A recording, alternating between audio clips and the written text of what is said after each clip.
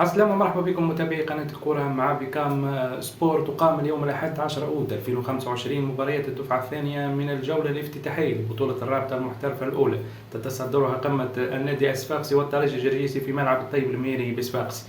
تعرف على كل التفاصيل الخاصة بهذه المباراة في الفيديو، ولكن قبل البداية لا تنسوا الاشتراك في القناة وتفعيل جرس التنبيهات.